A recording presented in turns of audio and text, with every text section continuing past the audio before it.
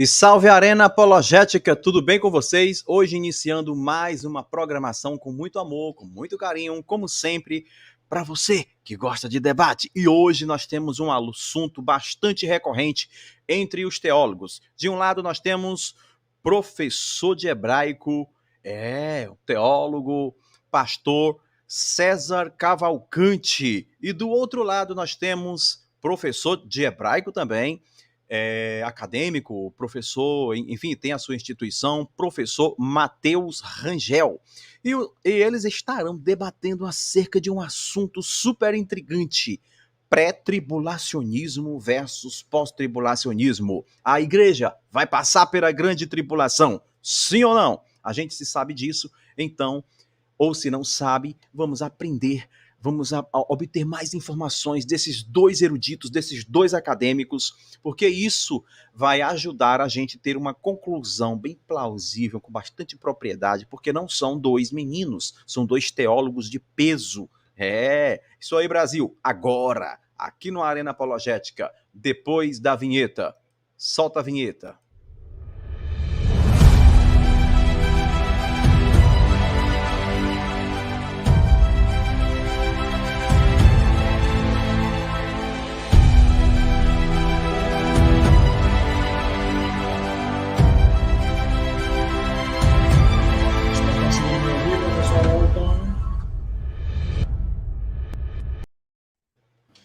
Boa noite, senhores. Que prazer estar recebendo vocês aqui. Deixa eu falar boa noite, pastor César Cavalcante. Boa noite, professor Matheus Rangel. Que alegria, dois homens de peso.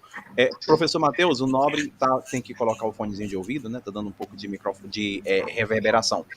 Enquanto o nosso querido professor Matheus Rangel está se ajeitando ali seu material, deixa eu dar uma boa noite aqui para o professor César Cavalcante. Boa noite, professor. Boa noite, professor Elton. É um privilégio bater esse papo aqui, escatológico hoje, um privilégio. Maravilha, a honra é toda minha de ter esses homens aqui comigo, tá, gente? O pastor César, que tem um programa no YouTube aí, bastante assistido, recentemente teve uma live aí com bastante repercussão. Deixa eu falar agora com o professor Matheus Rangel. Tá muito elegante aí, parece aqueles homens da NASA, né, que vai pros foguetes. Tá parecendo até crente com essa camisa social, né, pastor? Boa noite, nobre. Ô, professor Elton, professor César, satisfação falar convosco. Perdoa minha voz estar um pouco rouca devido ao trabalho, né? Mas aqui estamos. Tá conseguindo ouvir direitinho, professor Elton?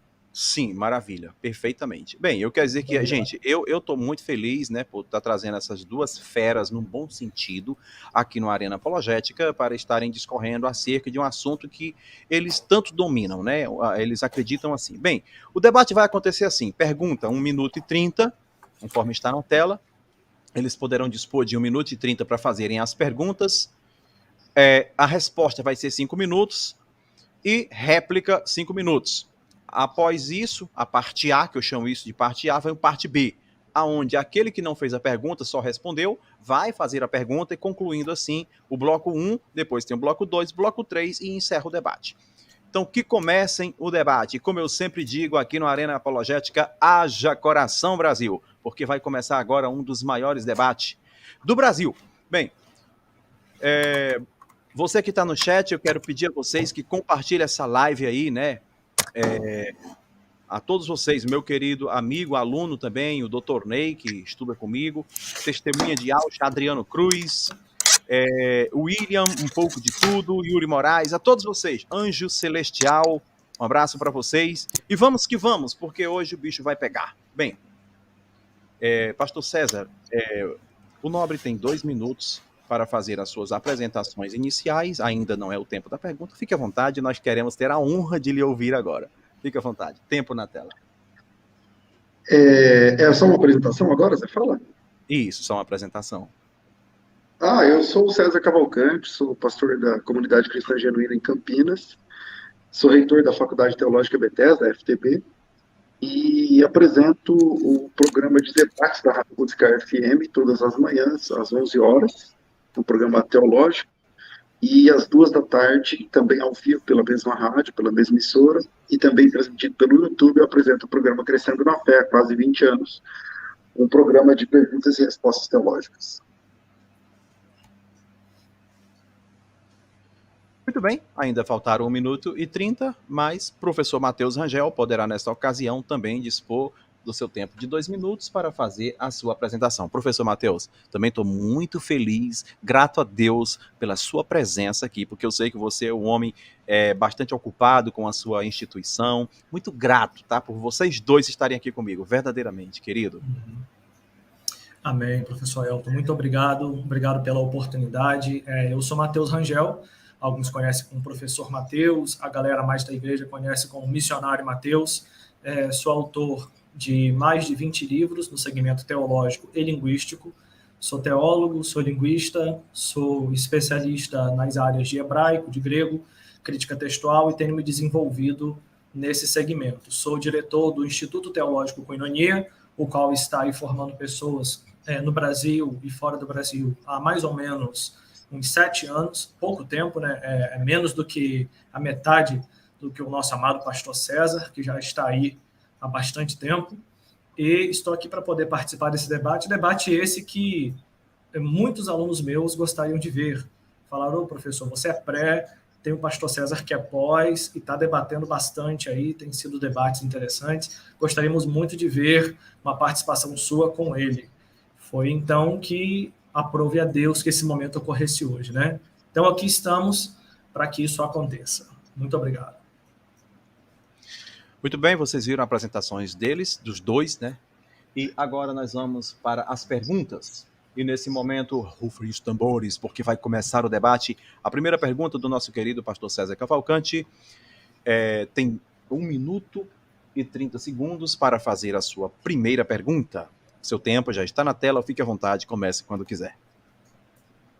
Bom, a primeira pergunta é se a igreja não passa pela grande tribulação, quem são os santos? Que aparece lá em Mateus 24, de 21 em diante. Essa pergunta também remete ao texto de Daniel, e quando Daniel pergunta, porque o Daniel tem uma visão, e ele percebe na visão que os santos eram perseguidos por uma força maligna e tudo mais, é o capítulo 7 de Daniel, o versículo de número 14, 15, por ali, e o Daniel pergunta para Deus quem são aqueles santos que estavam sendo perseguidos, é o versículo 15, e aí a resposta de Deus foi: esses santos são aqueles que possuirão o reino para todo sempre. Ou seja, não dá para dizer que são só judeus, porque a promessa de herdar o reino para todo sempre é para os cristãos, os salvos. Então, se esses salvos estão na grande tribulação, como que funciona essa história de que a igreja não entra na grande tribulação? Muito bem, professor Matheus Rangel, você tem 5 minutos para a sua resposta, seu tempo já está na tela, fique à vontade, comece quando quiser. Eu vou parar o tempo. Seu microfone, vou abrir o microfone dele. Muito bem, querido, pode ficar à vontade. Bem, ele trabalha aqui 2 textos, se não me falha a memória. O primeiro texto, eu acho que ele fala que é Daniel 9, 15. É isso mesmo, pastor? Confere para mim, por gentileza. Capítulo 7, versículo 15. 7, 15. Daniel 7, 15, né? Até 18. 7 de 15 a 18. 7, 15 ao 18? Isso. Tá. Vou abrir o texto aqui, só para a gente poder analisar. Quanto a mim, Daniel, o meu espírito foi abatido dentro de mim, as visões da minha cabeça perturbaram. Chegou a mim um dos que estavam perto e pediu-lhe a verdade acerca de tudo isso. E ele me disse e fez saber a interpretação das coisas. Estes grandes animais são 4 reis que se levantarão sobre a terra, mas os santos do Altíssimo receberão o reino e o possuirão para todo sempre, de eternidade em eternidade. Bem, eu não sei em que momento ele viu grande tribulação nesse texto, porque no aqui 21. ele está falando no 21, vamos lá. E eu olhava, e eis que o chifre fazia guerra contra os santos, e prevaleceu contra ele. Pastor, mostra no texto, onde está o termo grande tribulação, por gentileza? Está lá em Apocalipse, no mesmo texto aqui. Eu peço desculpa interromper os nobres, vou pausar o tempo. Esse tempo de resposta é todo seu, querido professor Matheus Rangel. Tá. Ok, bem, o pastor César, ele usa uma técnica muito boa nos debates dele, que mormente também uso. Aqui não terá esse espaço por conta do modelo de debate, né? Mas eu acho que ele acabou dando um tiro no próprio pé, porque o texto de Daniel não apresenta em nenhum momento o termo grande tribulação. Então, é uma inserção da mentalidade do pós-tribulacionista dizer que esse texto está falando da grande tribulação. Para quem lê e estuda um pouco o livro de Daniel, sabe que o capítulo 2, 7 e 8 são capítulos que tratam do desenrolar da história e da queda dos reinos, como Daniel vê, por exemplo, lá na estátua, os 4 animais, esses outros animais que Daniel observa aqui. Então, em nenhum momento, ele pode dizer que esse texto está falando da grande tribulação. Ele disse o verso 21, eu vou ler o verso 21 para que todos vocês possam acompanhar comigo. Eu olhava, e eis que este chifre, ou seja, este poder, chifre aqui na linguagem apocalíptica, é poder, fazia guerra contra os santos e prevaleceu contra ele.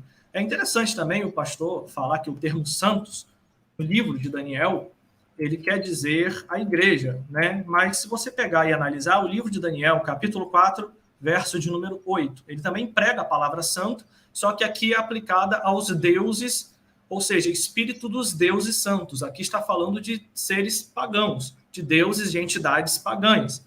Vamos continuar? Capítulo 4, verso 9, novamente está falando do espírito dos deuses, com D minúsculo, santos. Então, em nenhum momento da teologia de Daniel, até o presente momento, ele empregou o termo santos para falar de igreja. Já pegar esse texto do Antigo Testamento para falar de igreja já é um anacronismo sem fundamento, né? Mas vamos lá. Verso 17 de Daniel 4. Está escrito, e esta ordem por mandado dos santos, a fim de que conheçam os viventes que o Altíssimo tem domínio sobre o reino dos homens. Novamente, não tem aqui uma referência à igreja. Verso 18. Então sonhei eu e rei Nabucodonosor e vi que tu, Belsazar, diz a interpretação, porque todos os sábios do meu reino não puderam fazer-me saber a interpretação, e nem o espírito dos deuses santos. Novamente, não tem igreja aqui. Capítulo 5, verso de número 11. Novamente, uma referência ao espírito dos deuses santos. Agora o capítulo 7. Vamos fazer uma teologia só do capítulo 7. Vejamos. Mas os santos do Altíssimo receberão o reino. Opa, aqui já muda. Mas esses santos do Altíssimo que o pastor fala aqui, será que é a igreja? E se for a igreja, será que está na grande tribulação? Ele vai tentar dizer isso deduzindo a partir da literatura pré-tribulacionista de que a igreja receberá o reino, governará para sempre, e que esses santos aqui, eles são os santos da igreja. Tudo bem. Mas se a igreja, show de bola. Como é que eu provo que está na grande tribulação? Aí vem o verso 21, que aparece a palavra santos novamente. Mas o verso 21 não tem a palavra grande tribulação. Nem a palavra tribulação, nem a palavra grande, nem a palavra luta, nem a palavra prova, nada que remeta a esta situação. Se continuarmos, o verso 22 também prega a palavra santo e vai dizer, até que veio o ancião de dias e fez justiça aos santos do Altíssimo. E chegou o tempo em que os santos possuíram o reino. Tudo bem, né? Vai dizer que aqui é a grande tribulação. Então, para ele, depois da grande tribulação, vindo o milênio, penso eu, essa justiça aqui seria o milênio? Né? Uma hipótese para a gente poder analisar. Deixa eu só voltar aqui que o textinho saiu. Vamos lá. Ok. Então, Daniel 7, 22. Acabou o tempo? Acabou o tempo, querido. Pastor César Cavalcante pode dispor também de 5 minutos para fazer aí a sua réplica. Tempo na tela. Bom, vamos lá. Precisa ficar claro que tudo que o meu companheiro aí, o pastor Mateus, o professor Mateus, disse a respeito dos versículos do capítulo 4 e da visão da estátua do capítulo 2, não tem absolutamente nada a ver com o assunto. É só uma cortina de fumaça. Então, eu não citei o capítulo 4, eu citei o capítulo 2, ele foi lá na concordância, escreveu a palavra santo, e começou a falar dos momentos onde a palavra santo aparecia no livro de Daniel, coisa que eu não disse aqui. Então, vamos lá, voltamos aqui para o texto que eu usei. Eu usei 2 textos, ele não conseguiu chegar no de Mateus, o tempo é muito curto, está tudo bem, então vamos trabalhar só esse aqui, de Daniel. Bom, ele está dizendo que os santos, em momento nenhum, esses santos pode ser a igreja, porque ele diz que lá no capítulo 4 fala de deuses, pagãos, eu não sei o que lá, mas o assunto não é o capítulo 4. O Daniel, ele pergunta quem são os santos. Eu vou ler o versículo 15. Quanto a mim, Daniel, meu espírito ficou alternado dentro de mim, as visões da minha cabeça me perturbaram, eu cheguei a um dos que estavam perto e pedi a verdade acerca daquilo. Quer dizer, ele também queria saber o que era aquela visão daqueles santos. E assim me fez saber a interpretação dessas coisas. Os grandes animais são 4 reis que se levantarão da terra, mas os santos do Altíssimo são aqueles que possuirão o reino para todo sempre. Então, quem deu a resposta, não estou teologando, quem deu a resposta foi o anjo do Senhor, que disse que os santos são aqueles que possuirão o reino para todo sempre. Bom, essa promessa de santos que recebem reino para todo sempre, ela acontece nas cartas de Apocalipse para a igreja e acontece em Apocalipse capítulo 22, versículo de número 5, sempre voltado para a igreja. Aí ele disse, mas aonde tem aqui tribulação acontecendo? Onde tem? Bom, eu disse, olha o versículo 21. Então já sabemos que os santos de Deus, que os santos aqui, são aqueles que receberam o reino para todo sempre. Quem disse isso? Quem disse foi o próprio anjo que deu a visão a Daniel. Não tem como escapar disso. No versículo 21 está escrito assim, eu olhava, e eis que esse chifre fazia guerra aos santos. Já sabemos quem são os santos, agora tem aí uma guerra, tem a questão desse monstro que aparece, que no Novo Testamento é chamado de dragão. Bom, aonde que aparece isso? Ele diz, aonde que aparece aqui isso da tribulação e tudo mais? Esse chifre fazia guerra contra os santos, prevalecia contra eles, até que veio o ancião de dias. Se ele olhar aí na Bíblia dele, aí em português, o ancião está com letra maiúscula. Ancião de dias é um dos títulos de Jesus Cristo. Então, esses santos, eles vão padecer na mão desse dragão até a volta do ancião de dias, até que o ancião de dias chega e faz justiça aos santos do Altíssimo. É só ler o versículo 22. E depois disso, aqui os santos, que nós já sabemos que são salvos para todo sempre, possuirão o reino para todo sempre. Agora, aonde é que isso se cumpre? É só ler Apocalipse capítulo 13. Apocalipse capítulo 13, versículo 7 diz assim, ó, foi dado, está falando aqui do dragão, foi dado também que pelejasse contra os santos e os vencesse. É exatamente o que está escrito em Daniel.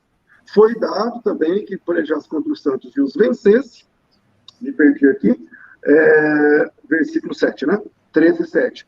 E foi-lhe dada autoridade para cada tribo, adorar lá, e aí vai chegar o cordeiro. Quer dizer, é exatamente o que está escrito lá em Daniel, capítulo 7, é o que acontece em Apocalipse, capítulo 13. Então, dizer, mas a palavra grande tribulação não aparece aqui. Bom, aí, lógico que não, o Apocalipse está no Novo Testamento. O que acontece em Daniel é uma profecia. Tá certo? É uma profecia. E a profecia, se não se cumpre em Daniel, ou melhor, se não se cumpre em Apocalipse, quando é que se cumpre essa profecia? Onde há uma guerra contra os santos, aonde se cumpre no Novo Testamento uma guerra contra os santos, e chega Jesus, que é o ancião de dias, e faz justiça aos santos e entrega para eles o reino que eles possam possuir para sempre. É só mostrar um texto no Novo Testamento, onde os santos estão em grande tribulação, luta, perdendo, e chega Jesus e os livra. Se eu posso mostrar esse texto na segunda carta aos Tessalonicenses, capítulo 1. É exatamente o que está acontecendo em Tessalonicenses, capítulo 1, versículos de 5 até o versículo 10. Muito bem, desta feita, querido professor Matheus Rangel pode dispor do tempo de 1 minuto e 30 para fazer a sua primeira pergunta. Seu tempo já está na tela, fique à vontade, comece quando quiser. Vou tentar acelerar porque tem muita coisa para falar. Bem, por que o texto de Apocalipse não mostra a igreja na tribulação? O pastor trouxe aí o texto do capítulo 13, verso 7, mas ele está esquecendo o seguinte, que em nenhum momento da literatura joanina, porque eu percebi que o pastor gosta de citar Paulo, Mateus, Lucas, para falar como se estivessem falando do mesmo assunto, né? Como se alguém quisesse saber alguma coisa que eu falo, fosse no Elton para saber a minha opinião. O certo é você ir na literatura joanina. Então, na literatura joanina, já que está falando de Apocalipse, foi ele que escreveu João 1:33, 6:69, 14:26, 17:11, 20:22. Aí vem a primeira carta de João, 2:20 e 5:7. Todos esses textos falam de santo, mas em nenhum momento está falando da igreja.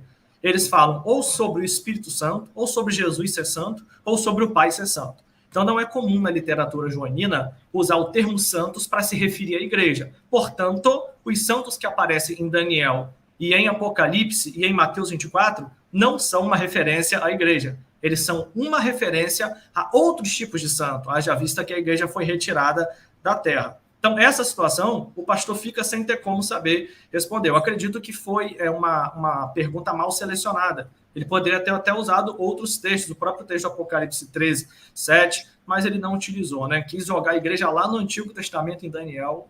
Com todo respeito, acho que não foi uma boa escolha.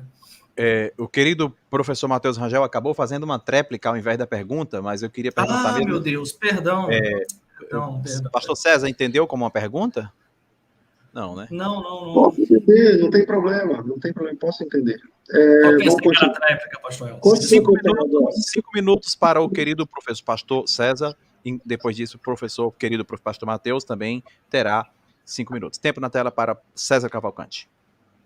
Bom, se eu não posso, se não se pode utilizar textos bíblicos, porque a autoria é diferente, então eu quero saber como é que esse irmão vai conseguir defender a Trindade. Eu quero saber como é que esse irmão vai conseguir defender a divindade de Cristo. Então, primeiro, essa história de que a literatura joanina não fala de santos se referindo à igreja. Bom, quem é que disse isso? Leia o capítulo 19, versículo 8. Leia o capítulo 18, versículo 24. Leia o capítulo 17, versículo 6. Leia o capítulo 16, versículo 6. Todos esses são a igreja. Todos esses são a igreja. O tempo todo, João se refere a... Aliás, de todos os 4 evangelistas, João é o que mais fala a palavra santos voltado para a igreja. De todos os 4 evangelistas. Entende? Então, eu não entendi muito bem por que ele disse que não pode... Se eu estiver lendo João, eu não posso usar um texto de Paulo. Não, meu irmão. Eu posso sim. A Bíblia Sagrada é inspirada e eu posso alternar os livros da Bíblia para defender uma mesma doutrina. Isso se chama teologia sistemática. A teologia sistemática pega um tema e desenvolve esse mesmo tema independente do livro, se é Antigo, se é Novo Testamento. Isso é a aula básica de teologia sistemática. Então, quando você vai fazer teologia e aprende teologia sistemática, então... Como que você defende a hamartiologia? Começando em Gênesis e indo até Apocalipse. Como você entende a cristologia? Começando em Gênesis e indo até Apocalipse. Como você entende qualquer tipo de doutrina da sistemática, todas as linhas da sistemática, a linha começa no Gênesis e termina no Apocalipse. Essa é a ideia básica da doutrina, da teologia sistemática. Então, se eu tiver proibido de falar de uma doutrina, citando João, Daniel e Mateus, como eu estou fazendo agora, ainda citei Paulo lá em Tessalonicenses. Então, como é que a gente faz teologia? É por livro. Então, a gente pode trabalhar por livro, porque se você preferir por livro, escolha o livro, a gente vai trabalhar esse livro. Entende? Então, o termo santos no Novo Testamento é um problema para o pós-tribulacionismo. Por quê? Porque na Bíblia, a palavra santos nunca se refere aos judeus. E eles gostam de dizer que lá em Mateus capítulo 24 é uma referência apenas aos judeus. Só que não é a verdade. O termo santos, o tempo todo, está falando da igreja de Cristo. Isso em Mateus, isso em Pedro, isso então diferente do professor Mateus aqui, eu entendo que a gente pode usar sim os textos da Bíblia, os vários livros da Bíblia, para entender o mesmo assunto. Então, por exemplo, Hebreus fala de santos? Fala. E para quem são os santos lá? Tirando os momentos que a gente fala de santos dos santos, a igreja. Pedro fala de santos? Fala, muitas vezes. Quem são aqueles que são chamados para ser santos? A igreja. O tempo todo, no Novo Testamento, santos são a igreja de Cristo. Qual o problema? É que eu apresentei um texto lá em Daniel, onde fala que os santos possuirão o reino, e o Daniel pergunta, quem são esses santos que possuirão o reino? E o anjo fala quem são. E aí, na sequência, ele fala, então, o chifre vai fazer guerra contra os santos. E exatamente a mesma frase aparece em Apocalipse 13. Não seria mais fácil admitir que Apocalipse 13 é o cumprimento, o sensus plenior, do texto de Daniel, capítulo 7? Mas ao invés de admitir, que é tão fácil, está lá no texto, é a mesma frase, é exatamente a mesma frase. Então, eu creio que a palavra de Deus é 100% inspirada e que nós podemos, o irmão pode usar o livro que quiser da Bíblia para apresentar a sua defesa ou a sua proposta, que eu não vou achar ruim. O irmão pode ler qualquer texto bíblico, que para mim é aceito como palavra de Deus nesse debate. Ok, muito bem. Foi feita a resposta por parte do pastor César. Professor Matheus Rangel, você tem também 5 minutos, lembrando que o pastor César ainda tinha segundos, né? Ainda tinha 20 segundos. Professor Matheus, você tem 5 minutos para uma réplica. Tempo na tela. É por isso que a teologia sistemática se tornou risível face à teologia exegética. Porque na teologia exegética, você não pode sair catando coisa de tudo quanto é lugar para fazer uma salada e justificar o seu ponto. Se fizer isso, por exemplo, num tribunal, as pessoas, o juiz, com certeza vai olhar com um certo desprezo. Tipo, o que você está citando direito penal enquanto nós estamos falando de direito trabalhista? Não tem sentido, as pessoas têm que seguir uma linha. E quando nós falamos de seguir uma linha, nós estamos respeitando as 5 regras básicas da hermenêutica que o Dr. William Klein pontuou. Por exemplo, regra da lei de autoria de texto. Eu não posso sair pegando um post que o pastor César fez nas redes sociais dele e um post que o Elton fez nas redes sociais dele, e só porque os dois têm a mesma fé em Cristo, eu vou responder um pelo outro. Não. Isso seria colocar palavras de um na boca do outro. Isso é totalmente indevido, é um tipo de análise ultrapassada, porque, de fato, ela não precisa ser assim. Mas vamos lá. Além da lei de autoria de texto, nós temos a lei do contexto, tá bom? As coisas têm dentro de um contexto. Se eu chegar para alguém, de repente, e falar, eu vou matar você, a pessoa vai falar, Matheus, você está brincando, você não mata nenhuma mosca. Mas se Hitler falar, a pessoa poderia ficar com medo. Por quê? Porque quem fala, o contexto que se fala, determina o sentido da palavra empregada. Esse é um ponto. Segundo ponto, nós temos a lei, além da autoria de texto e de contexto, nós temos a lei de texto paralelo. A lei de texto paralelo, ela tem pelo menos 2 regras. A primeira é paralelo por essência. Por exemplo, Mateus 24, do 1 ao 13, é o mesmo texto de Marcos 13, do 1 ao 13. Então, isso daí é um texto que, ainda que sejam autores diferentes, você pode estar utilizando. Segundo ponto é a chamada coesão exofórica, que é quando Jesus, por exemplo, em João, capítulo 11, ele vai dizer, alguém diz para ele, a lei manda matar. Essa pessoa está trazendo para o diálogo um texto que vale para aquela situação, mas ele está em outro lugar, Deuteronômio 22. Então, o que nós observamos aqui é que a lei de texto paralelo precisa ser respeitada, queridos. Se eu não tiver um muro, se eu não tiver um limite, se eu não tiver uma regra que conduza a mente do hermeneuta e do exegeta, ele certamente vai usar a Bíblia para tirar fundamento para tudo. E aí estão algumas seitas e heresias fazendo o que querem e só porque estão usando a Bíblia, estão supondo as suas doutrinas. Então, não basta conhecer a Bíblia, é preciso saber como pensar a Bíblia. Caso isso não aconteça, infelizmente, o pós-tribulacionismo vai acabar continuando a ganhar espaço, né? Bem, eu teria algumas outras coisas para falar, e já que o pastor falou que eu posso citar qualquer texto, eu gostaria que ele me mostrasse, já dentro da teologia joanina, onde ele encontra, porque ele usou o texto de Apocalipse, mas ele criou um dicionário bíblico, onde santos em Apocalipse significa igreja, mas não significa. Então, eu queria que ele me mostrasse, se João usou santos para se referir à igreja em Apocalipse, me mostra ele usando isso no Evangelho segundo João, me mostra ele usando isso em 1ª, 2ª e 3ª João. Se é um uso comum da teologia joanina, eu preciso ver João citando isso várias vezes fora do Apocalipse. Se eu encontrar isso, eu acho que vai ficar muito bom. Eu, de repente, viro até um pós-tribulacionista, né? Mas eu pesquisei aqui a palavra santo e não encontrei, não. Então, em Apocalipse, significa igreja. Em nenhuma outra parte de João, significa igreja. Não tem sentido isso, gente. Então, por gentileza, quando formos tratar de texto, a teologia sistemática ela é louvável em vários sentidos. Ela fez um trabalho organizacional muito bom, temático também, aquilo que a gente chama de técnica do funil na pedagogia de Vygotsky, Contudo, quando se observa, ela não está pronta para extrair o sentido. Esse é o papel da exegese da hermenêutica, que respeitam regras para que a interpretação não fique à la volonté, não fique à mercê da mente do intérprete. Então, temos regras, precisamos respeitar as regras para que não haja bagunça. Isso é um pouco da ética do hermeneuta, do teólogo e do exegeta. Até na teologia sistemática tem esse limite. Se, de repente, o pastor César leu alguma teologia sistemática que não respeita esses limites, o limite mínimo da concordância, eu queria dizer para o senhor me falar qual é esse livro que eu não vou ler. Tá? Mas eu indico aí bons livros também para que o amado possa compreender. Inclusive, a introdução à hermenêutica do Dr. William Klein. Ele fala sobre essas limitações colocadas pelo próprio texto. Não é coisa da mente de homem, é o próprio texto que funciona assim. Muito obrigado.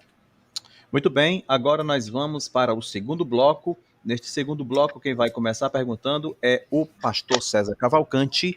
E se eles vão continuar no mesmo fio da meada, bem, isso é eles que decidem a dinâmica do desenvolvimento do conteúdo do debate. Ou se querem mudar para uma outra ramificação, outra parte desse tema. Enfim, pastor César, 1 minuto e 30 para a sua segunda pergunta. Segundo bloco. A pergunta que eu queria fazer nesse segundo bloco, deixa eu pensar aqui numa pergunta interessante.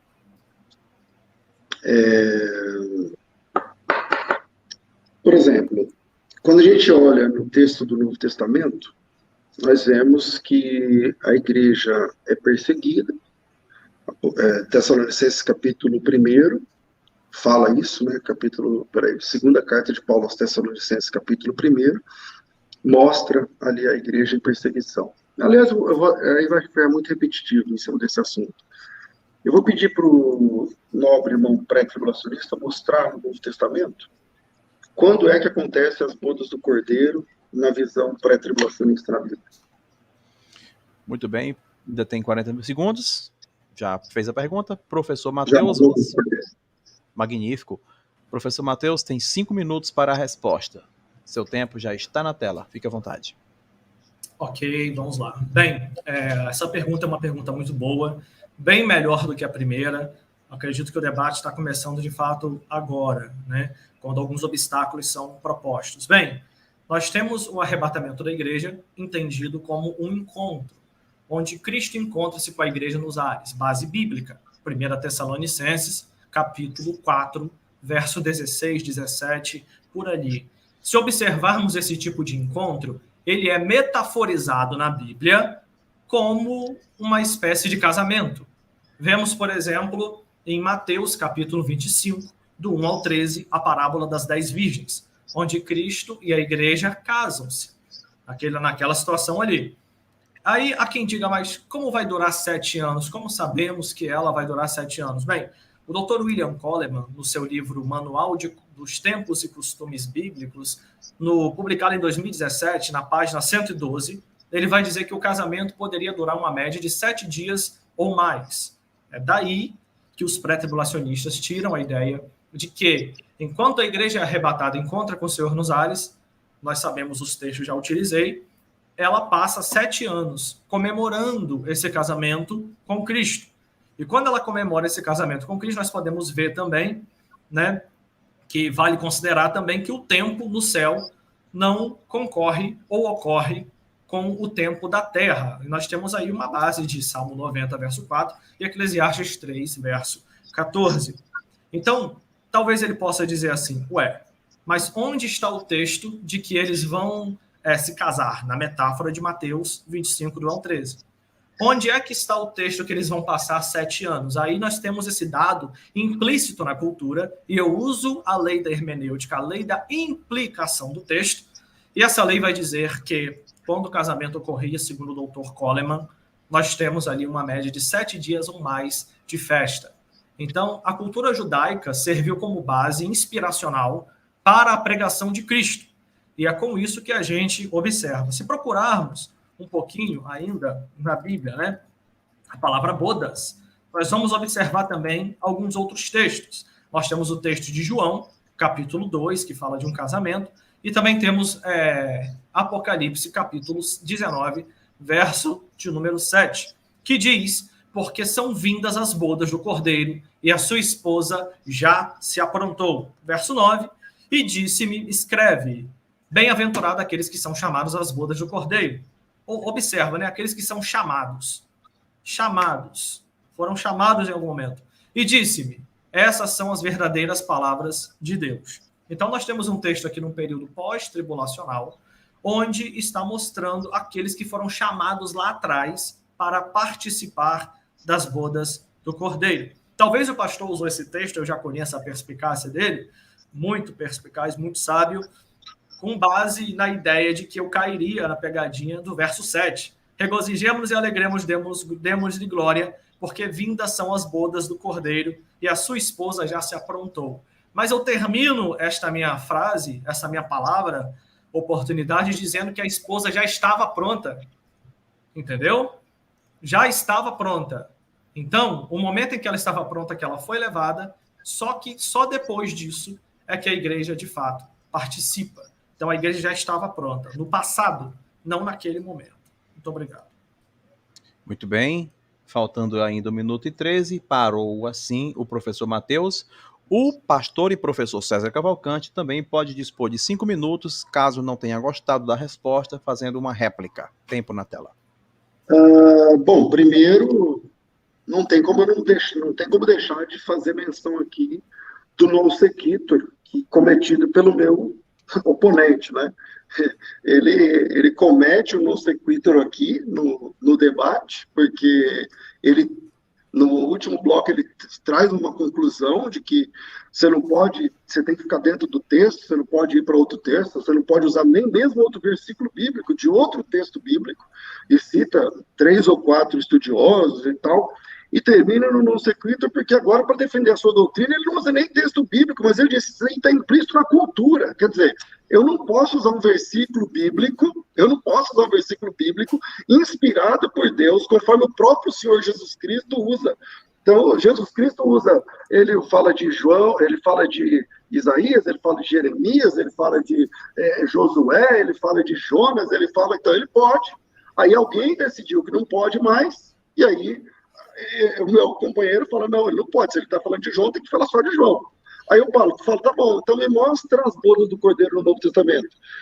Isso aí é implícito na cultura, não sei o quê, quer dizer, o nome disso, nobre companheiro, é non sequitur, quer dizer, você apresenta uma conclusão lógica e você mesmo rompe com essa lógica na sua vez de fala, né? Então, fica registrado aqui no non sequitur. Mas vamos lá. Bodas do Cordeiro. Ele diz que tem a ver com as 10 virgens, né? As 10 virgens. As 10 virgens eram noiva. Há um casamento ali com 10 pessoas e um noivo.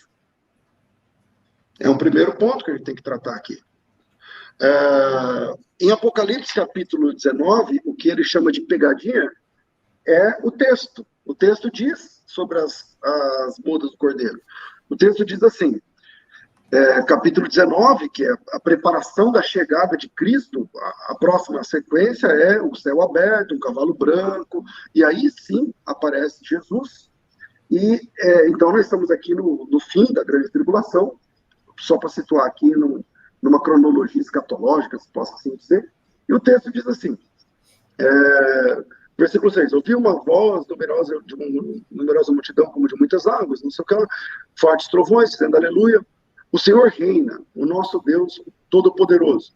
Alegremo-nos e exultemos, demos-lhe glória, porque são chegadas as bodas do Cordeiro. É a Bíblia que fala. São chegadas as bodas do Cordeiro. Não, mas as bodas já começou lá atrás. Beleza, apresenta um versículo. Tem um versículo? Não tem. Então, aqui é onde as bodas do Cordeiro estão acontecendo na Bíblia. Se você tem uma Bíblia sagrada, as bodas acontecem no capítulo 19. Então, alegremos, porque são chegadas as bodas do Cordeiro, cuja esposa a si mesma se preparou, ou ataviou, depende da versão bíblica. A palavra hebraica ali, desculpa, a palavra grega, a gente está falando do Novo Testamento, é a ideia da preparação de uma noiva. Bom, aí ele diz assim, mas aí tem uma pegadinha, porque a noiva já estava preparada. Legal, qual versículo que a noiva já está preparada? Porque aqui está dizendo que agora a noiva se preparou. Versículo 8.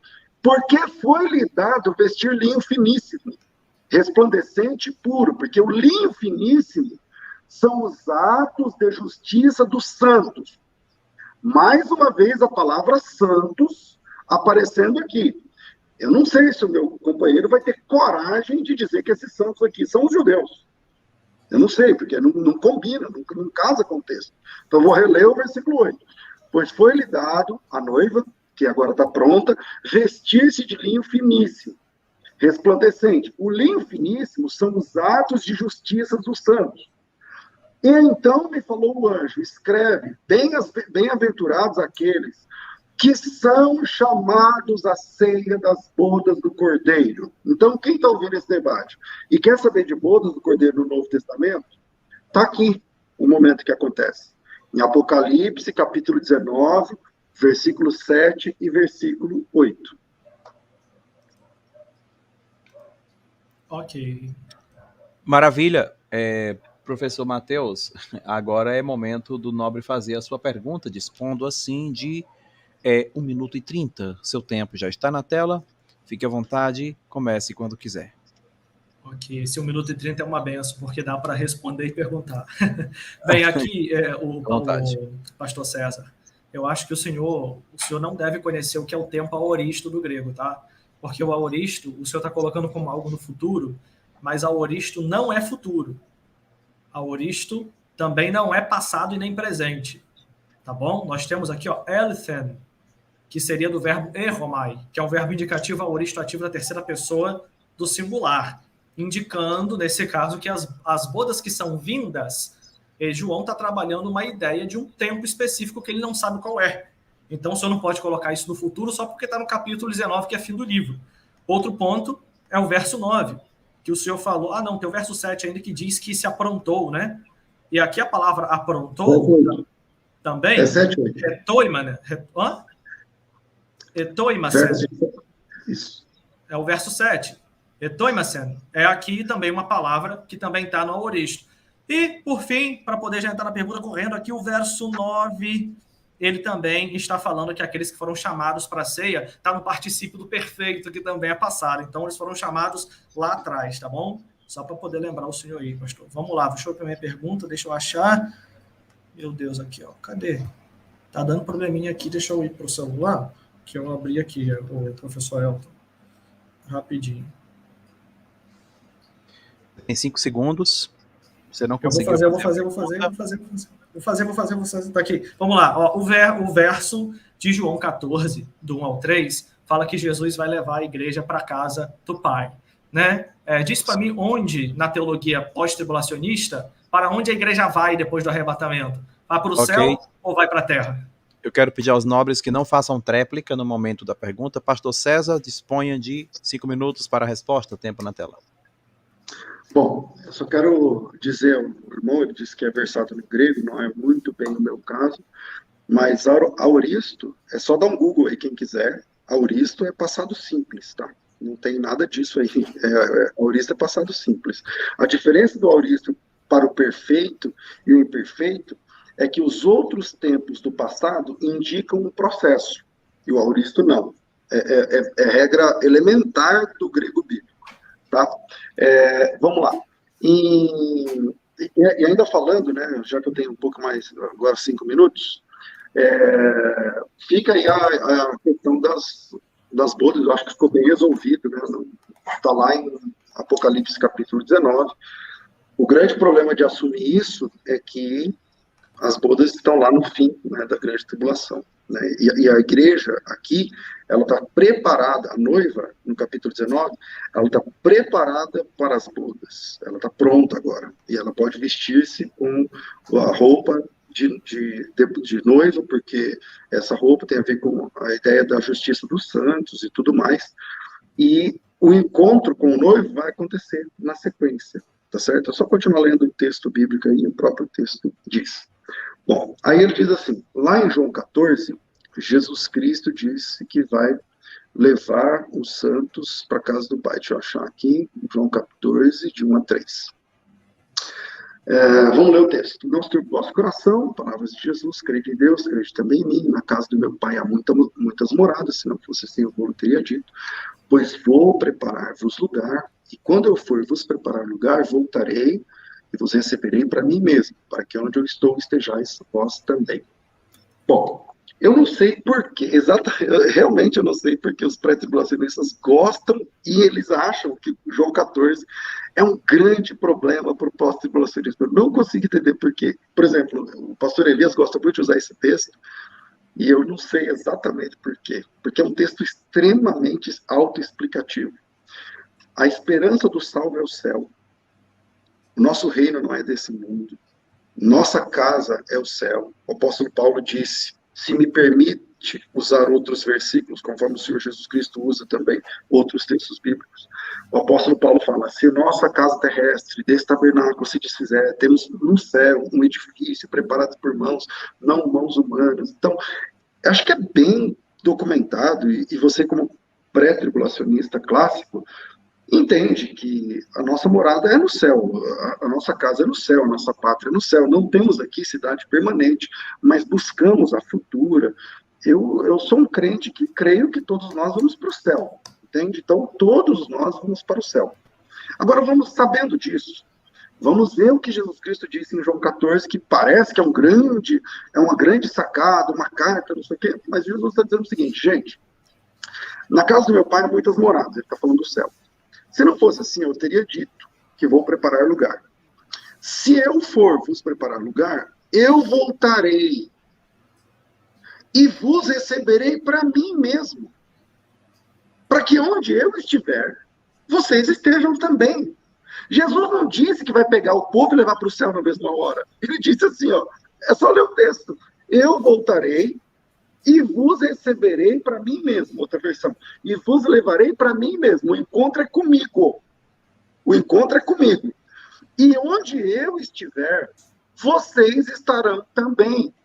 É só pegar o texto de Apocalipse, a volta de Cristo que está no versículo 11, no capítulo 19, versículo 11, ou Tessalonicenses 4, ou Tessalonicenses 1, se me permite usar mais de um livro da Bíblia, conforme toda a história da igreja usa, então você vai ver que todo momento que Jesus Cristo aparece, 2 Tessalonicenses 1, 1 Tessalonicenses 4, capítulo 19 de Apocalipse, versículo 19, a igreja está com ele. É isso que está escrito aqui.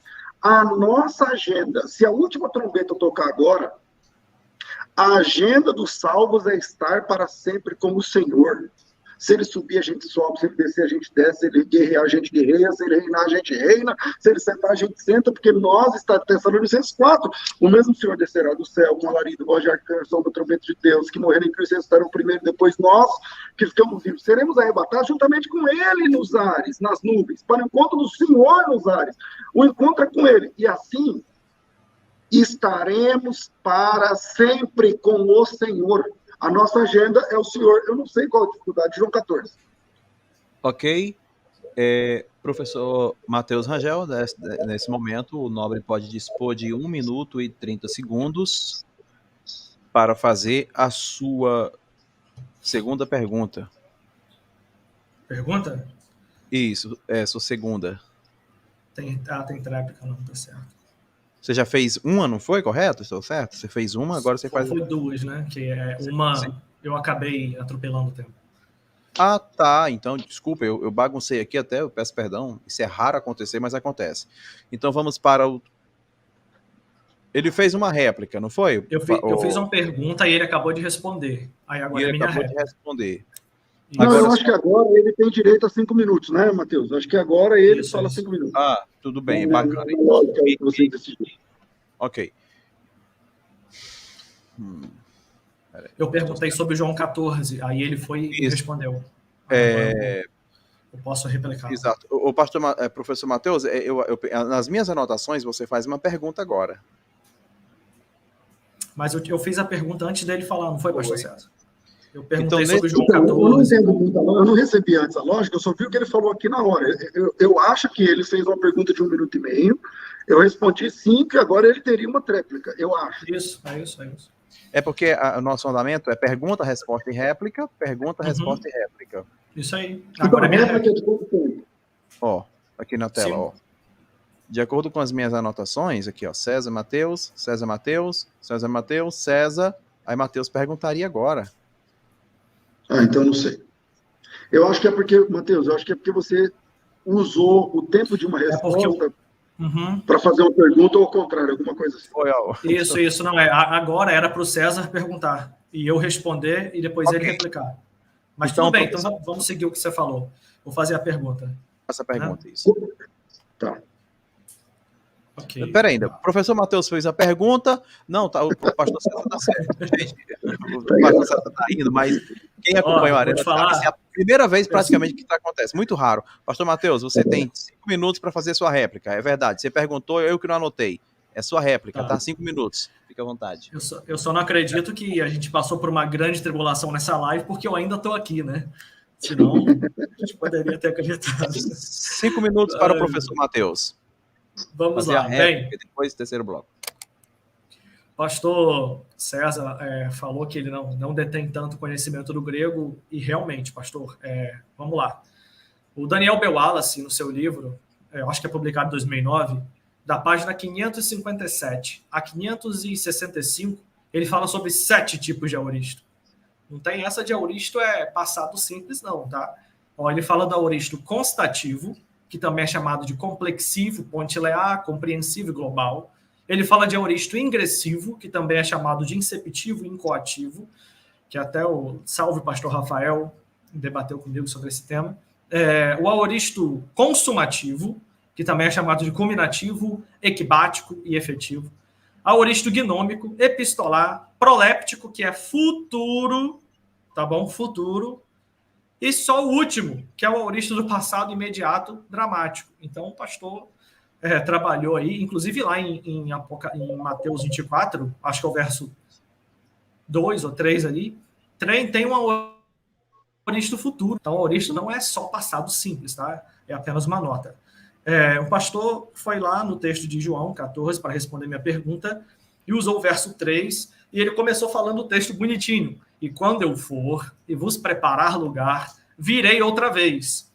Aí ele vai dizer, Jesus vem e logo ele leva o povo para ele. Realmente, o arrebatamento é assim, não abrir e fechar de olhos, é rápido.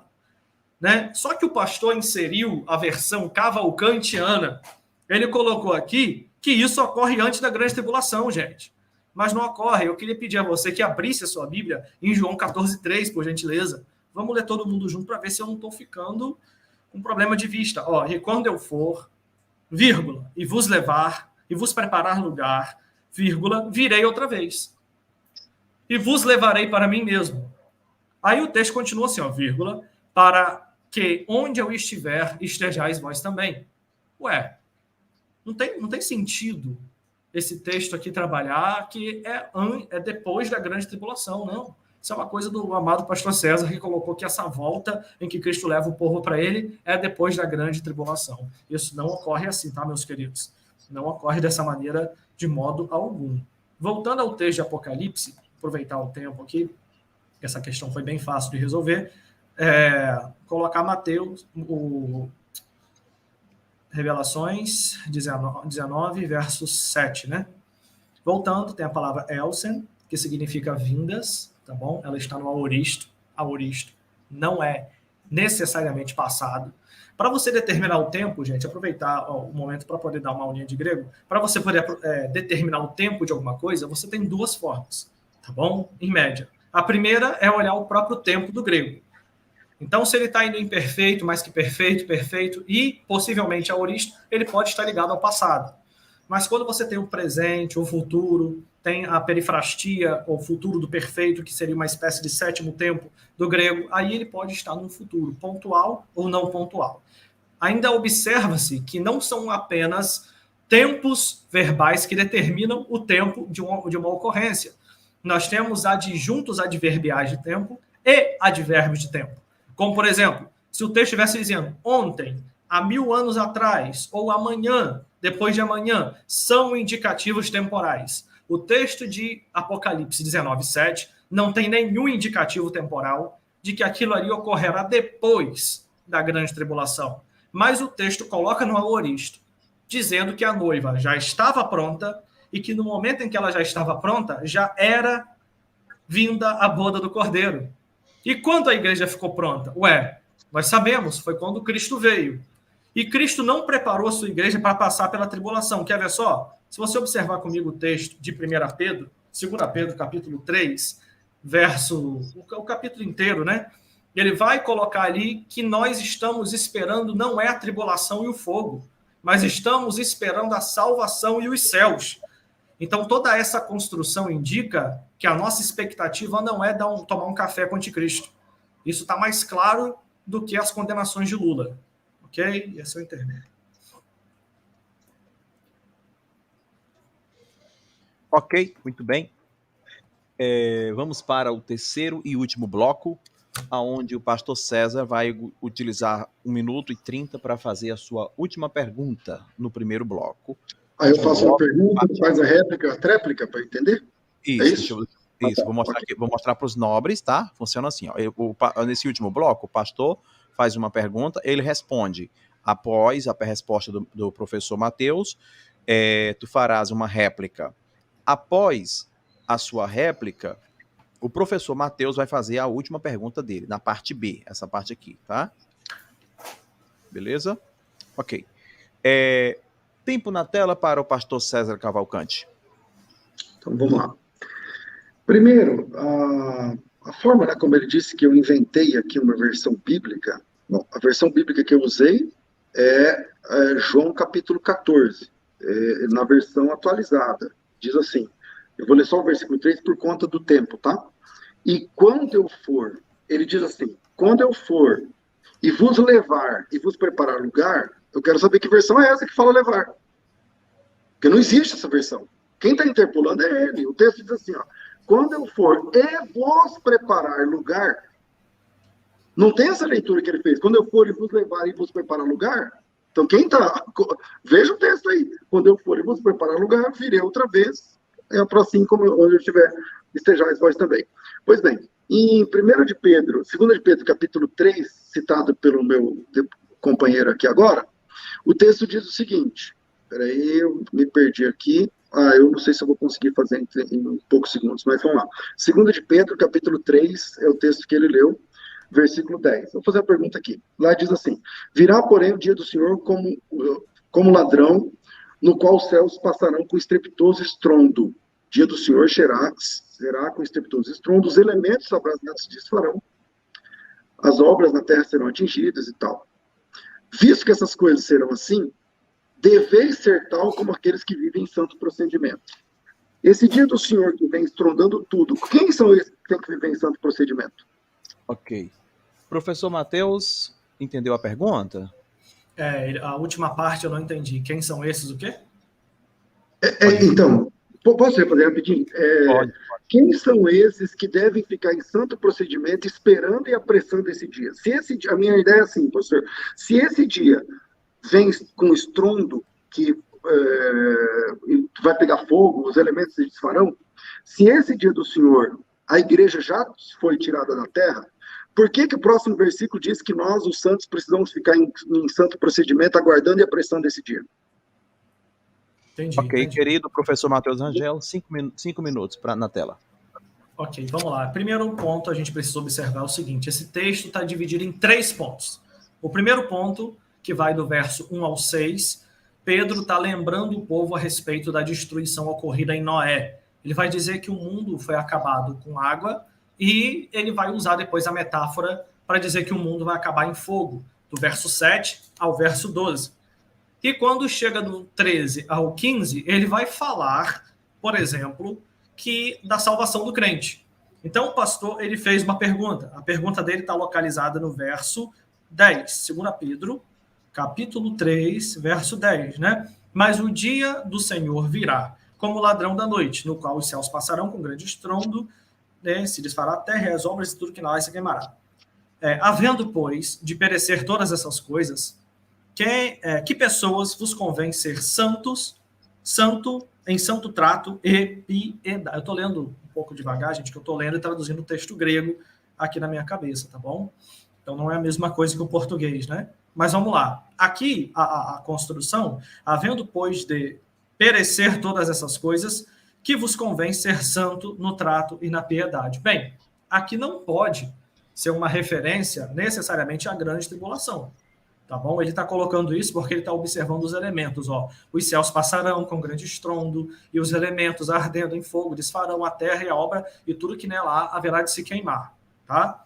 Isso aqui, a não ser que ele defenda uma visão pós-milenista, que é diferente da pós-tribulacionista, que é a pauta do debate aqui. Porque quando a terra é toda refeita, ela é destruída para ser refeita, é posterior, tá, ao momento que a gente está debatendo. Mas vamos lá. Nós temos aqui um detalhe. Eu procurei nesse texto, né, porque eu já vi alguns pós-tribulacionistas usando esse texto. Eu falei, gente, vamos tentar ver se o texto de fato está preocupado em dizer em que momento Cristo vai voltar.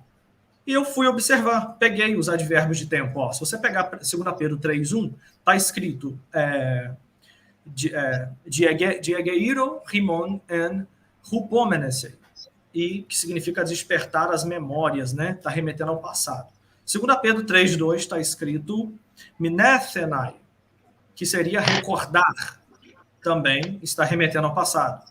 Você tem o verso 3 que diz Esrato ton hemeron, que seria uma referência aos últimos dias. Ó, verso 3 já joga para o último dia. Mas o verso 6, rototer, aqui significa daquele tempo, está fazendo uma referência ao passado também. O verso 7 usa a expressão num, que significa agora, está remetendo ao presente. Então você tem 3 referências de tempo nesse texto. Mas esse texto, hora nenhuma, diz que a gente tem que passar pela grande tribulação. Até porque, se você observar, Pedro diz que Jesus não quer que tinas apolestai alapantas eis metanoian horresai, que significa que ele não quer que ninguém seja destruído, mas que todos cheguem ao arrependimento. Ora, se Cristo não quer que seja destruído, como é que ele vai levar o povo para dentro do ambiente de destruição que é a grande tribulação? Não tem sentido. E aqui nós temos o seguinte, o plano de Deus não é que sejamos destruídos, até porque o verso 7 vai dizer o seguinte, ó, Caí, apoleias, tu, asebon, antropon, ou seja, que é o dia da destruição do homem ímpio. Olha só, gente, eu vou repetir. O dia da destruição do homem ímpio. O dia do Senhor é para o homem ímpio, não para a igreja. Verso 7. Só você aí, 2 Pedro 3, 7. E não para por aí não, tá? Porque enquanto o texto mostra uma destruição para os ímpios e diz que para nós há um porém, o verso 13 vai dizer outra coisa para a gente. Vai dizer, Kainus de Uranus, Kaigen Kainan, Kata tu epagelma, autu prosdokemen. Aqui, a expressão, nós, segundo a nossa promessa, estamos esperando um céu novo. Ok? Não é novos céus, tá? É céu novo aqui. A construção do adjetivo com substantivo é céu novo. E uma terra nova, no qual habita a justiça. De Kaiosune Katoikei. Então, essa situação mostra que o dia do Senhor é para o ímpio, a destruição do fogo é para o ímpio. Aí vai falar assim, mas o texto diz que as pessoas devem se manter depois dessas coisas. Sim, porque mesmo depois da grande tribulação, quem ficou tem que se manter santo e deve resistir ao anticristo. Mas não significa que a igreja está aqui. Pelo contrário, eles têm que se manter santo, têm que ficar santo, porque não tiveram a santidade suficiente para ser noiva e subir antes. Então, quem ficou aqui, a única maneira de escapar é continuar ouvindo a voz de Deus, seguir, e é isso. Não, pode concluir. Pode concluir, professor. E seguir, nesse caso, os dítames do Senhor, né? Porque quem resistiu ao anticristo, nós vemos lá em Apocalipse capítulo 6, verso 9, por exemplo, pessoas que estão sendo salvas no período tribulacional. E eu sei que ele queria essa deixa para entrar.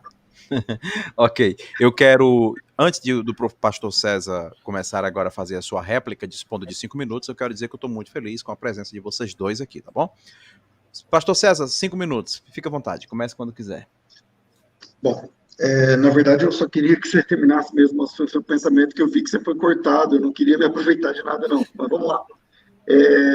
Mais uma vez, o meu companheiro não se adequa à regra que ele mesmo estabeleceu. Ele não podia ter dito que Jesus disse que todos chegassem, não podem ser destruídos, não sei o quê, porque isso é em outro texto, isso é em outro capítulo, é outro livro. E, conforme a regra que você estabeleceu na sua primeira fala, quando você está num livro, você obrigatoriamente não pode citar outro livro. Eu posso, porque eu entendo que a Bíblia é uma única unidade. Então, vamos lá. No final, depois de toda essa explicação do professor Mateus, no final ele reconhece que existem salvos aqui nesse texto de Pedro. Porque ele diz assim, olha, eles precisam se manter em santo procedimento, porque eles não tiveram a posição de noivo, e se eles quiserem ser salvos, eles têm que ter... Então, vamos lá. Concordo com muita coisa que ele disse aqui, mas o texto é muito claro. Vamos para o texto. O texto é assim, ó. Virá, entretanto, como ladrão o dia do Senhor. Essa fala de que o dia do Senhor virá como ladrão é uma fala recorrente, muito embora ele disse que não pode citar outros textos, mas isso aparece em Mateus 24, isso aparece em Tessalonicenses capítulo 5, versículo 2, e agora está aparecendo aqui em Pedro, o Senhor voltando como ladrão. Existe uma unidade, professor Mateus, na Bíblia Sagrada. Existe uma unidade, independente do tempo em que o livro foi escrito, independente do autor, de quem assina o livro, existe uma unidade teológica, tá, entre os autores bíblicos. A gente pode sim citar outros textos bíblicos, tá? Faz parte da história da igreja o tempo todo, mas vamos lá. Então ele diz que o dia do Senhor virá como ladrão. Aí a pergunta é, que dia que vai vir como ladrão? O arrebatamento, porque o pré-tribulacionismo faz diferença, então tem 7 anos entre uma coisa e outra. Aí eu pergunto, esse dia do Senhor... Pausar o tempo dele, parece que ele caiu. Esperando. Julgar os ímpios do final. Eu pausei seu tempo porque você havia caído, tá? Mas eu pausei seu tempo, pode recomeçar. O cair é do homem, então. Tá certo. Eu posso fazer 7 meses e ainda posso. Aí você me levanta aí. Pode continuar. Ele caiu, vamos aguardar aí. Voltou? Voltou, pronto. Os elementos abrasados se desfarão, também as obras que neles serão atingidas. Ele diz assim, tem aqui o tempo da terra sendo recriada, porque isso aí é pós-milenista. Não tem terra sendo recriada aqui no texto, não vamos inventar. O texto não está dizendo de terra sendo recriada. Versículo 11. Visto que todas essas coisas são de acontecer dessa forma, vocês precisam viver em santo procedimento, esperando e apressando esse dia. Ou seja, o apóstolo Pedro, claramente, ele está dizendo o seguinte, olha, vai vir um dia terrível, esse dia vai ser abrasador e tal, e vocês, os salvos, precisam estar em santo procedimento, aguardando e apressando o dia da vinda de Deus. Isso parece muito com Tessalonicenses capítulo 1, que diz assim, versículo 7, vós outros, que sois atribulados, a palavra tribulação, ele dará alívio juntamente conosco, quando do céu se manifestar o Senhor Jesus, com os anjos do seu poder, em chama de fogo, tomando vingança contra os que não conhecem a Deus e contra os que não obedecem ao evangelho de nosso Senhor Jesus. Estes sofrerão penalidade de eterna destruição, banidos da face do Senhor e da glória do seu poder, quando ele vier para ser glorificado nos seus santos e admirados por todos os que creram naquele dia, pois foi crido entre nós no nosso testemunho. Ou seja, a volta de Cristo, que a mesma volta que é graça para os salvos, é desgraça para os perdidos numa mesma volta. Isso é exatamente o que Pedro está dizendo. O dia do Senhor vem, como destruindo todos os elementos abrasados se desfarão, e vocês precisam estar em santo procedimento, em confiança, para que esse dia não pegue vocês de surpresa, para que nisso nós aguardamos a promessa de novos céus e nova terra. Ou seja, essa mesma vinda de Cristo, ela é desgraça para os ímpios e graça para os salvos. Não tem, esses daqui são aqueles que não foram noivos. Peraí, se eles não são noiva, quer dizer que Jesus sobe com a noiva e depois tem outra parte de salvo, e essa parte de salvos é o quê? Se não é noiva. elas não participam das bodas do Cordeiro, elas não participam do bema do tribunal de Cristo. Que tipo de salvos? Eles são salvos como? Tem uma divisão lá no céu de salvos de primeira e salvos de segunda qualidade, categoria? Acho que a conta não fecha, na minha opinião. Muito bem, professor Matheus, finalmente estamos na parte B do terceiro bloco, na reta final, e você pode dispor do seu tempo de 1 minuto e 30 para a sua última pergunta. Tempo na tela. Poderia colocar mais uns 15 blocos aí, né? Pois tem tanta coisa para falar. Vocês podem, deixa eu pausar aqui, vocês podem fazer a parte 2, vocês podem marcar a parte 2 desse mesmo assunto, depende de vocês. Se o pastor César quiser, será uma satisfação. É só uma questão de tempo, vamos marcar. Bacana, então vamos marcar. Depois disso aqui a gente entra em contato. Tempo na tela, sua última pergunta. Ok, bem, vamos lá. A minha última pergunta vai para aquele textozinho bom que gerou alguns memes da última vez que eu perguntei. Se a igreja vai passar pela grande tribulação, por que em Apocalipse 3:10 diz que ela será guardada da hora da tribulação? Kagose tereso ectes horastu peirasmo. Eharisto mufilu. Elton pode traduzir para o senhor, tá? Eu disse o texto grego e falei, por gentileza, meu amigo. A palavra tribulação aparece aí nesse texto? Me mostra ela. A palavra tribulação. Rapidinho, só para eu poder saber. A palavra saber. Tribulação em grego, para quem não sabe, é eclipsis. Ela aparece aí no texto? 5 minutos a palavra, dado a ele. Pode responder, o pastor. O senhor responde agora, eu não posso interromper. Não, então, é porque eu quero dar esses 5 minutos para ele, não tem problema. É que ele montou uma pergunta em cima de... Ele guardou para o final, parece. Ele guardou para o final uma pergunta dizendo o seguinte, essa pergunta aqui, agora, isso aqui acabou. Vamos embora, meu pastor, vamos embora. Estou aquecido. A palavra que aparece aqui é peirasmo. Peirasmo, que também pode ser traduzido como tribulação. Eu vou te dar meu tempo. A minha pergunta é o seguinte. A palavra peirasmo, do grego, em nenhum texto verte como tribulação. Inclusive no 3:10. Em nenhum texto verte como tribulação. Então, onde está a palavra tribulação aí? Ok, vamos lá. A palavra peirasmo aqui nesse texto é tribulação, pode ser tentação, porque toda tribulação é uma tentação que a pessoa tem. Quando a pessoa está em tribulação, ela fica tentada a cometer o erro. Ela está sob pressão. Então, independente se a palavra for tribulação ou se for tentação, ela está remetendo a um estado perturbador que aqueles que seguem a Cristo estão sendo acometidos por seguir a Cristo. Ora, bolas, sinônimo. Tá, então você pode me mostrar um versículo onde a palavra tentação, a palavra peirasmos, mas verte como tribulação na Bíblia? Um versículo. Eu não sei se eu ouvi em algum lugar que o senhor é hebraísta, né? Mas tem uma coisinha chamada polissíndeto, polissemia, uma outra coisinha chamada ambiguidade, que são figuras da semântica, onde um termo pode ser empregado com vários outros significados, dependendo do contexto. O contexto é majoritário em relação ao signo. Então agora ficou fácil.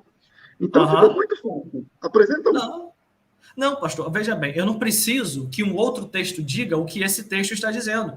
Eu preciso que o senhor mostre para mim que essa palavra aqui não combina com tribulação. Texto, querido, vamos lá, eu não estou pedindo outro texto. É que você leu o texto, e quando você leu o texto falando a palavra tribulação. Isso, primeiro, não é verdade. Segundo, aonde tem na Bíblia uma ocorrência, e para você está liberado. Você pode usar qual livro você quiser. Qualquer livro de Mateus 1, Apocalipse 22. Pastor, faz o seguinte. Calma aí. Onde a palavra peirasmos significa a palavra tribulação, porque essa palavra peirasmos não é um rapax legômena. Ela é uma palavra frequente no Novo Testamento. Ela aparece em Mateus, ela aparece em Marcos, ela aparece em Lucas, ela aparece amplamente em Lucas, ela aparece em Atos, ela aparece em Coríntios. Aonde essa palavra, um texto, são dezenas de ocorrências, muitas dezenas. Então, apresenta onde ela verte como tribulação. Só uma. Ok, vamos fazer o seguinte, troca, bota a tentação. Mudou em quê? Então, peraí. Mudou em todo o seu argumento. Mudou nada. Porque aí nada. Tá falando da grande tribulação. Mudou nisso. Não, tá falando da grande tentação. Tá falando de uma grande tentação que vai vir sobre o mundo todo, que vai acometer Isso. todos que habitam sobre a terra, mas isso não é a grande tribulação, é uma grande tentação. É claro que Jesus tinha que usar a palavra que o pós-tribulacionista escolheu para ele usar, né? Afinal de contas, somos nós quem determinamos o acervo vernacular de Cristo. Pastor, pelo amor de Deus, né? A sua ironia está tentando esconder aí a falta do texto, né? No capítulo 2, versículo 10, ali aparece a palavra tribulação. A palavra que você procurava, que é a palavra tríplices, do grego, ela aparece no 2:10. E lá no 2:10, ela aparece para a igreja, dizendo que a igreja vai passar. Então, eu não estou querendo mitar em cima, lacrar, não é nada disso. É que eu também não estou querendo. Desenvolve uma teologia em cima de uma palavra, que a palavra não diz aquilo. Então, falta a palavra tribulação sequer aparece no texto grego. O senhor é professor de grego, meu Deus do céu. É só apresentar um ensino. Se você apresentar, acabou. Pastor, por eu ser professor de grego e o senhor não, que eu tenho que te dizer que o contexto é majoritário em detrimento do signo. Não é a palavra em si que determina o acervo teológico a ser explorado. Eu não tenho que fazer, porque o senhor ainda está com a mente em teologia sistemática, não está com a mente em teologia exegética. A mente em teologia sistemática faz pensar que eu tenho que ir lá no meu acórdão e procurar tribulação ou tríplices. E todos os textos que aparece a palavra remetem à grande tribulação? É claro que não. Bom, existem sinônimos para isso. Se a gente está falando de teologia exegética, de novo eu estou deixando a bola na frente do gol para o irmão. Me mostra um exegeta, apenas. São dezenas de vezes que a palavra peirasmos aparece no texto. Só precisa de onde ele verteu como tribulação, onde ele entendeu que é tribulação. Porque se você não apresenta então você que está dizendo isso. Nenhum tradutor de Bíblia diz isso. Nenhum especialista em grego diz isso. É você que está dizendo. Então, veja, se você pegar o dicionário e você colocar a palavra tribulação, ou melhor, a palavra peirasmos, no caso aqui, a palavra tentação, né, que é melhor traduzida como tentação e não exatamente tribulação. Deixa ele continuar, pastor, por gentileza, se puder. Pode continuar, vai. Depois, aí você vai ver quantas ocorrências tem, são dezenas, é só apresentar uma. Pastor, não existe isso de querer dizer o que Jesus deve usar no texto. Se ele quiser usar um sinônimo, agora, ele não pode fazer uma teologia, porque o senhor não quer. Vou te dar o teu tempo. Professor Mateus, 5 minutos para a sua última réplica. Você pode dividir o tempo com ele, tá? Fica tudo por conta de vocês. Tempo na tela. Então vamos continuar dividindo, pastor. A gente vai continuar no estilo de bate-boca, igual foi nos meus 5 minutos? Podemos. Para mim é melhor. Mas eu quero dizer, né, ao professor, ao pastor, o seguinte: nós temos aqui realmente esse termo, peirasmo, né, aqui acho que está no genitivo, aparecendo 3 vezes na Bíblia. Nós temos também peirasmon, no acusativo, aparecendo aqui em outros textos que também vem falando sobre tentação, provocação. Nunca tribulação. Não, mas nunca. Exatamente. Olha só, o que o senhor está querendo dizer? O senhor está querendo colocar um paradigma. Os tradutores não colocaram tribulação. Mas onde que uma tentação não deixa em estado de tribulação o que é tentado? Então quer dizer, pastor, que se houver uma tentação, o senhor vai ficar em paz? Isso não vai mexer, não vai te deixar num estado atribulado de espírito? Então, mas aí é uma lógica sua. Eu só estou falando que a Bíblia não diz. O que você está dizendo está tudo bem. Só que você só tem que dizer assim, olha, isso que eu vou dizer é a minha ideia. A Bíblia não diz isso em momento algum, em lugar nenhum. A Bíblia faz essa troca. Se você falar isso, é honesto. Está tudo certo, está tudo bem. Só que tem que ficar claro que essa é uma teologia pessoal sua. E não da Bíblia, olha só, veja bem. O texto diz isso sim, quer ver? Porque guardou com cuidado. A palavra aqui é teressas. Guardou com cuidado. Por que guardou com cuidado? Porque ele foi tentado a não guardar a palavra. Quando ele foi tentado, naturalmente, ele se colocou sob tribulação. Veio uma tribulação sobre ele, uma tentação, pode escolher a palavra que quiser, uma provocação. Quando você limita o meu léxico, quando você diz, não, essa palavra aqui só pode significar isso. Isso é um problema de semântica. Eu não limitei, pastor, não limitei. Pelo contrário, eu disse assim, essa palavra, ela aparece dezenas de vezes. Limitar, eu falar assim, me mostra aqui no versículo 10, eu não estou fazendo isso. Eu estou te dando a chance de me mostrar essa mesma palavra que ela aparece de Mateus Apocalipse o tempo todo, aonde ela onde alguém, algum especialista, trocou por tribulação. Parece que você não tem essa... Você não vai conseguir. Mas olha só, pastor, eu não quero conseguir. Eu não estou indo atrás dessa palavra porque eu não quero que um texto de Mateus sirva para falar de João, porque isso vai contra o meu princípio hermenêutico exegético. Mas eu estou dizendo que esse texto, ele tem sentido. Deixa eu só terminar aqui, pastor, rapidinho. Ó, que diz que ele guardou com cuidado a palavra da estabilidade. A palavra que é a melhor tradução, inclusive, seria estabilidade. Hipomones, estabilidade minha. Ou seja, eles estavam sob tentação, estavam sob tribulação e guardaram o seu estado de espírito. Evitaram pecar, evitaram dar luz ao erro. E por isso, Jesus falou, e eu também guardarei você da hora que essa tribulação, essa tentação vier sobre o mundo inteiro. Então, não tem sentido. Gente, que tentação é essa que vem sobre o mundo inteiro que não pode ser uma tribulação? Só na mente do pastor? Não é na minha mente. Eu só perguntei se tem texto. Não tem texto. Então, se não tem texto, é na sua mente. Fica claro isso, é na sua mente. Agora, e está tudo bem que esteja na sua mente. Agora, vamos lá. Essa carta, ela é a 6ª igreja. Confere, não? 6ª igreja? Porque depois dela vem Filadélfia. Depois dela vem ela. Desculpa, depois dela vem Smyrna, não é? Ela é Filadélfia, depois dela vem Laodiceia. Ela é Filadélfia, vem Laodiceia, isso. Então ela é a 6ª igreja, certo? Uhum. Tá. Se arrebatamento é na 6ª igreja, como que você está dizendo que é no começo da grande tribulação? Porque a igreja do capítulo 2, versículo 10...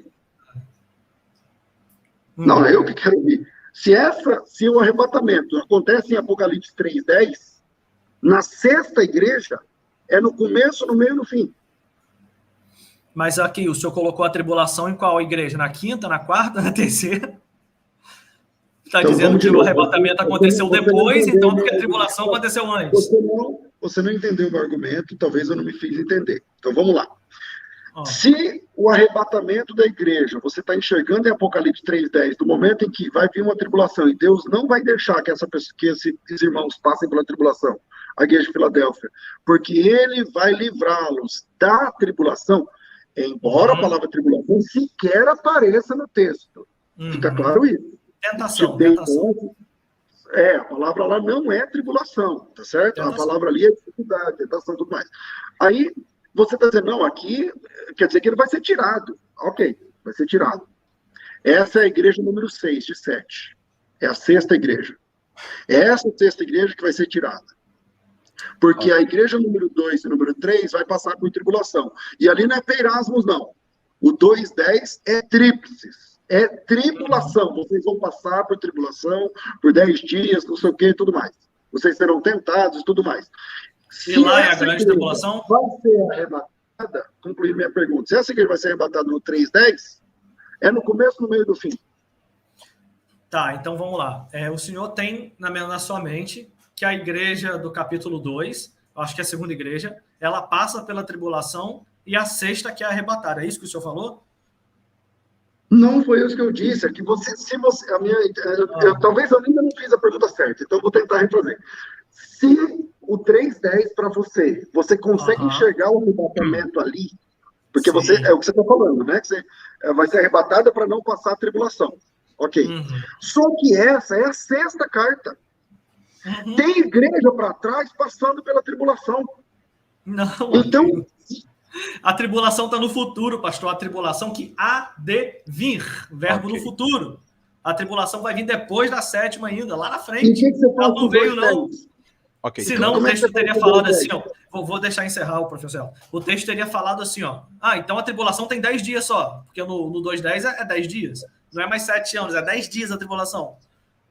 Pastor, a 6ª igreja, ela só está numa ordem. João precisava colocar 1, 2, 3, até a 7ª. Não significa que uma vem primeiro do que a outra, ou que uma passou e a outra não passou. E o texto da tribulação, ele está dizendo que vai vir lá no futuro, dos habitantes que habitam sobre a terra, vai vir sobre o mundo. Há de vir, não veio. Como vocês estão fazendo algo inusitado, que é extrapolando tempo, eu quero fazer uma pergunta para os dois, tá? E eu vou dar 1 minuto e 30 para os dois responder. Uma pergunta, qual a diferença de harpazo para Tereso, quer dizer, no contexto de Apocalipse 3:10, a eclesia está sendo retirada ou guardada? Quem quer responder primeiro? 1 minuto e 30 para ambos, e após isso tem um vídeo para vocês responderem. Vai lá, Matheus. Ok, o professor Elton, ele pergunta pós-tribulacionista, tá, o professor Elton, se metendo no debate, mas depois a gente faz um debate eu e o senhor, tá bom? Desculpa, professor Matheus, desculpa, mas é para vocês resumirem, tá? Me perdoa. Tudo bem, professor. Hoje eu vou refutar 2, hein?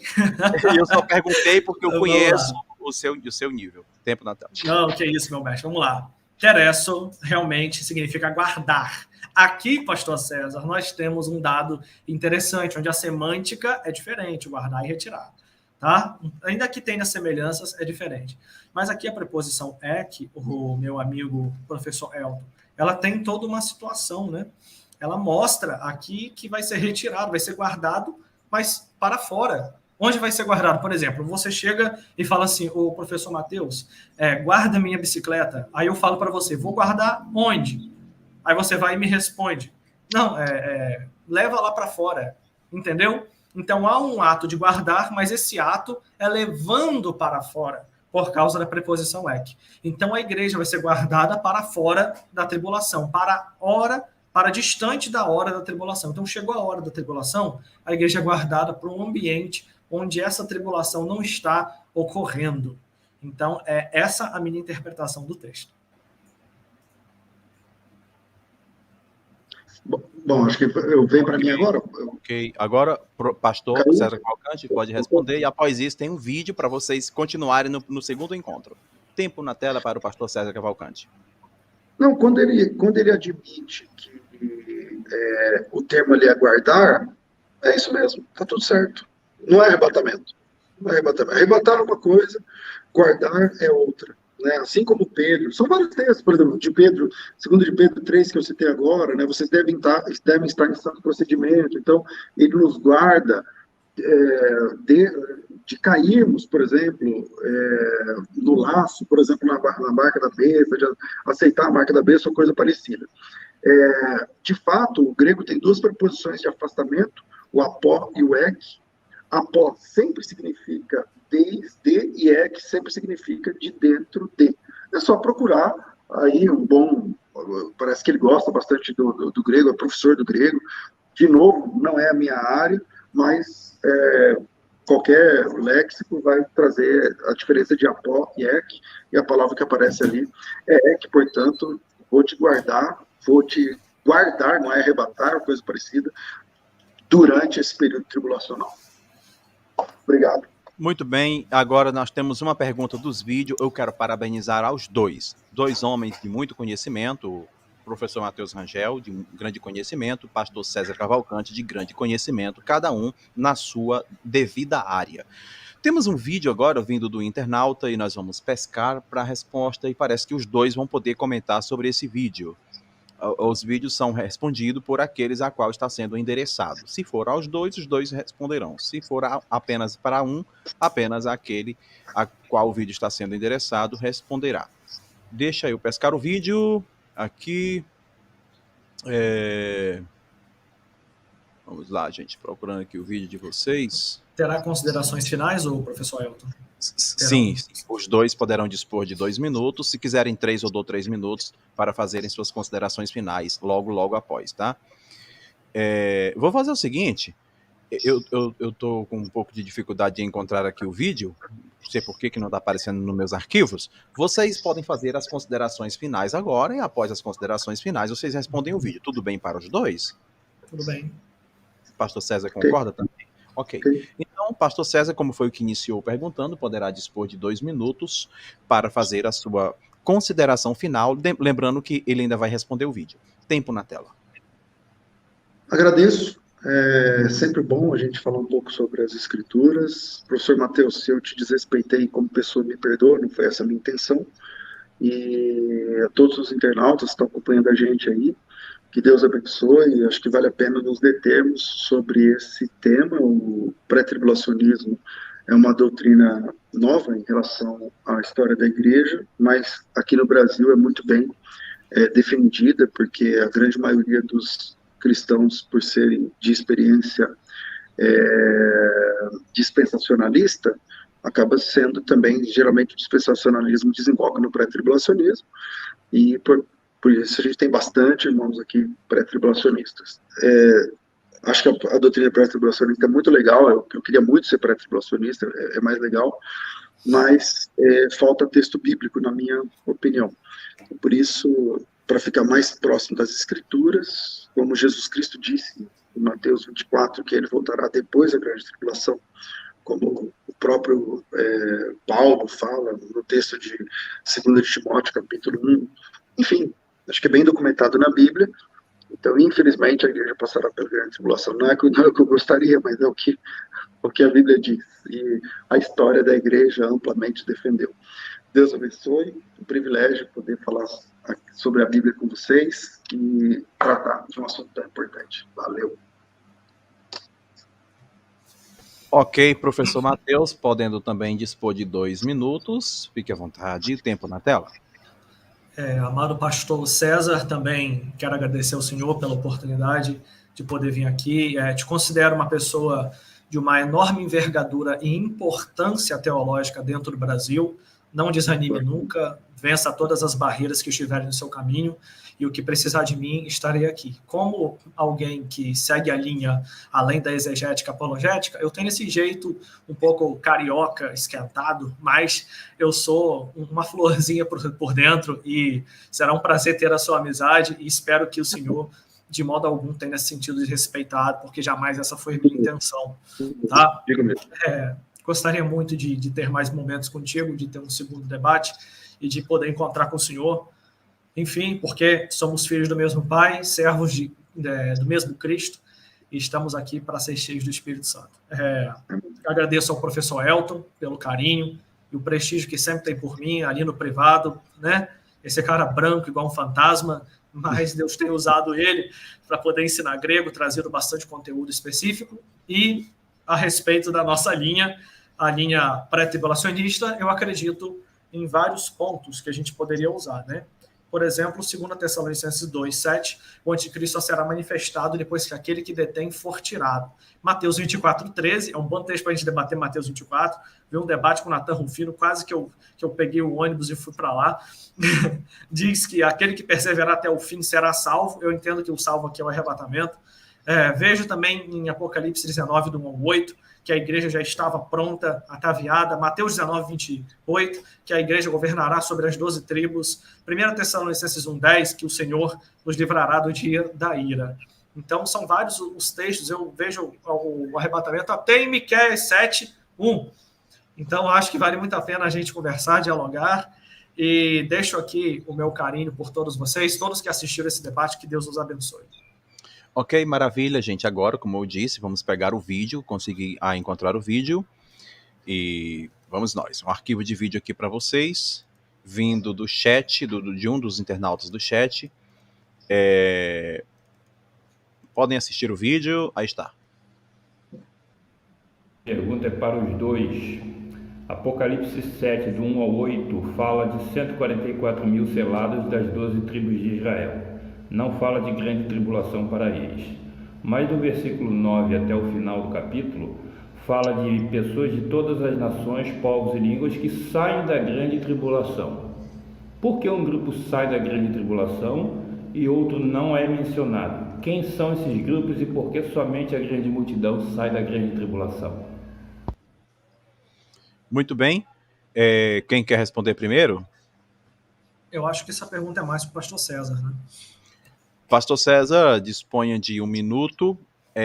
Eu vou dar hoje 1 minuto e 30 para os dois, tá? Para responder o vídeo. 1 minuto e 30 para responder o vídeo. O tempo na tela. Bom, a grande multidão que ninguém podia contar é a igreja.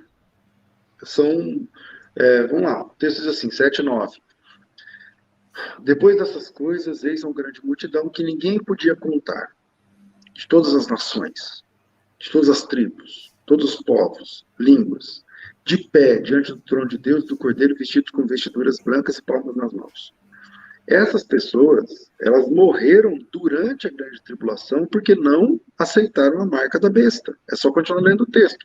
Porque ele pergunta quem são, um dos anciãos, versículo 13, ele pergunta, esses de vestes brancas, quem são, de onde vieram? E ele disse, não sei, tu sabes. Esses são os que vieram da grande tribulação, que lavaram as suas vestiduras, alvejaram no sangue do Cordeiro. Vai ficar claro de novo lá em Apocalipse 19 que essa vestidura branca é a justiça dos santos, ou seja, aqueles que foram justiçados, aqueles que morreram por causa da sua fé, razão pela qual se acham diante do trono, serve de dia e de noite no santuário e tal, nunca mais terão fome e tudo mais.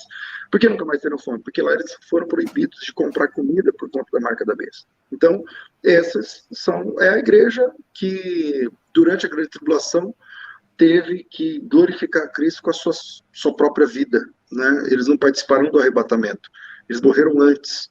Quando aconteceu o arrebatamento, eles participaram da ressurreição, já que eles foram mortos durante o período da tribulação.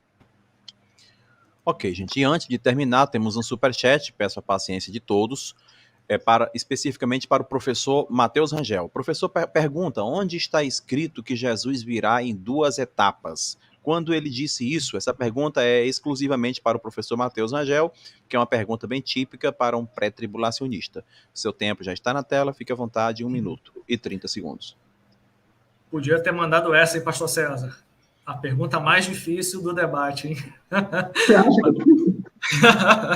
Ó, se o senhor não acha, então o senhor deveria ser pré como a gente, né, pastor? Então, vamos lá. Vamos lá. Na verdade, não existe nenhum texto claro dizendo, Jesus falando, né? E disse Jesus aos seus discípulos, eu vou vir em 2 etapas. A primeira antes da tribulação e a segunda depois da tribulação. Como também não existe nenhum texto claro dizendo que eu virei só depois da grande tribulação, né? Então, nós entendemos isso porque a leitura bíblica ela é dinâmica e ela tem a ver com a mente do intérprete, entendendo como Jesus posiciona as coisas. Então, ainda que não haja um texto claro com todas essas palavras, nós podemos subentender isso a partir de alguns textos, como diz em 1 Tessalonicenses 1,10, que ele veio nos livrar do dia da ira, como diz em 2 Tessalonicenses 2,7, que antes que o anticristo apareça, né, tem que sumir aquele que o detém. E eu vejo a palavra apostasia como retirada ali.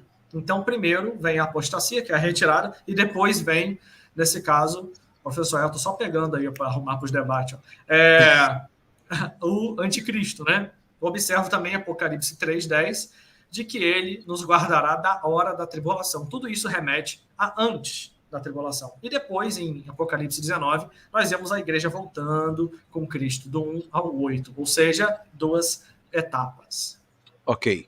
Gente, e eu quero pedir desculpas aos amados do chat, por hoje eu restringi um pouco a pescaria aqui das perguntas do chat, devido ao tempo, tá bom? Mas eu quero agradecer a todos vocês. Eu sei que algumas pessoas falando, Elton, pesca minha, né? Mas, gente, não tenho como pescar mais pergunta de todo mundo. Agradeço de todo o coração a todos vocês que esteve conosco até agora. Compartilhe essa live aí o máximo possível. Deixe o seu like para ajudar o canal. E eu quero agora agradecer a essas 2 feras, professor Matheus Rangel, pastor César Cavalcante, que também é professor de hebraico. Ele não é do grego, mas ele é do hebraico, tá, gente? Você tem uma turma, né, pastor? Você tem uma turma, está lecionando para uma turma, né? Eu sou reitor da faculdade, a faculdade tem muitos alunos, acho. Eu nem sei quantos alunos eu tenho de hebraico, mas tem muitos, milhares, né? E também de outros cursos, também da área teológica. E para pastor Matheus também tem uma turma, né? Sim, temos turma de hebraico, de grego só para pastores e também abertas para o povão, né? Dando no Koinonia, Instituto Teológico Koinonia, que funciona tanto no presencial como também online, que também temos alunos fora do Brasil. Tem gente com português de Angola, com português de Portugal, tentando falar hebraico. Imagina como que é isso, né? Fica um negócio bom demais. Muito bem. Eu agradeço aos 2, tá? Maravilha ter vocês aqui.